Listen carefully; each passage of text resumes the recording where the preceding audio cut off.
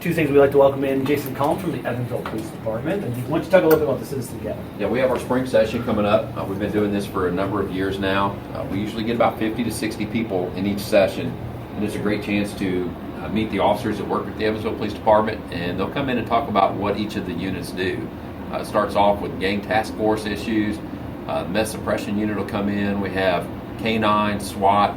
I actually come in and talk about some of the social media stuff that we do, and it's just a great opportunity to get in there and see exactly what things we can do here. A lot of people see police shows on TV and they have these assumptions that we can do things that they do in Hollywood, and some of that's not accurate. But the most important part is just you get to interact with the members of the Evansville Police Department. Any questions that you have, you can ask, and it's a great way for us to meet members of the community. I know a lot of folks that I know have actually gone through the academy and they love it. They've gone multiple times. Frank.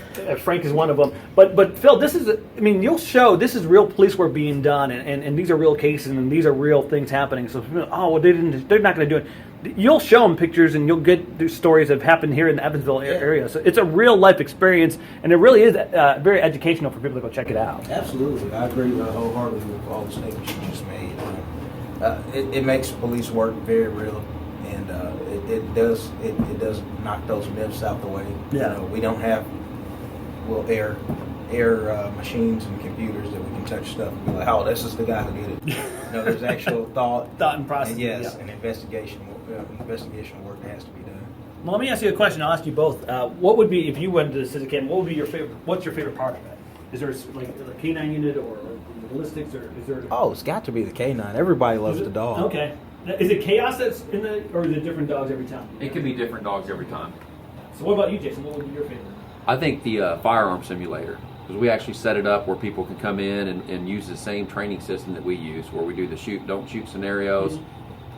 There's actually some, we call them games, but they're proficiency drills where you're shooting plates or balloons, things that you'd see at a carnival back in the day. But it's like playing duck hunt on steroids. It's about a 6 foot tall screen. It's about 10 foot wide, and it gives people gives people an opportunity to go through the same use of force situations that we go through. And it's not necessarily to teach somebody how to be a good shot. It's to let them experience what it's like to make those split-second decisions, because each of the scenario has 2 or 3 different ways that it can go. Yeah, so you don't know. Yeah. Right. So the same scenario begins, the same way for 2 people, but it can end differently based on what the person in the video is doing. So I think that's a great tool to let the public experience that sensation of making those decisions in a split second. And that's a hard thing to do, because you can talk about it, but unless you're in that situation, it's very fight or flight is what people talk about. I've never been in a situation where I had someone confront me like that, where a police officer may have someone, an unknown factor, someone coming at you.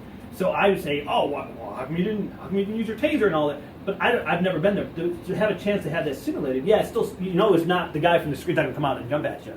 Which, by the way, would be awesome if you video somebody doing that. We'd have to replace the screen if somebody actually jumped through. Okay, well, I'm saying. I'm amazed how stressful you get, though, thinking like, hey, what do I do in this situation? I know it's a screen, but it gets really real for you. And again, that's a great tool that the public has right at their fingertips for free through the Citizen Academy. They can go through it and actually kind of see what police officers go through on a day-to-day basis. So, very cool. You see some national stories where professional athletes, politicians have been through some of that realistic training, and including that simulator, and it changes people's opinions. They still don't necessarily agree with every decision we've made. However, now they understand that making those decisions in a split second is a lot more difficult than what they thought it was. And even though they know it's in a training environment, they still recognize that after they go through it. Well, that's very cool. That's just one of the part of the Citizen Academy. So if people want to join, best way to get a hold of Debbie or go to the website? Yeah, you can contact Debbie Baird at the police department. You can do that through our website. And the spring session dates are March 7th through May 16th. And they meet on Tuesday at 6 p.m. at the C.K. Newsom Center. And it's 3 hours each night. It ends with a question and answer session with the chief, the mayor, and the prosecutor. So again, there's all kind of opportunities in there. If you can't make every session, that's okay. That's a key too. Yeah, people get busy. It does go out over a couple months. We understand that, but any sessions that you can get in there for will benefit you, and ultimately it benefits us, because the more people in the community we have that are educated on police issues, the better off we are.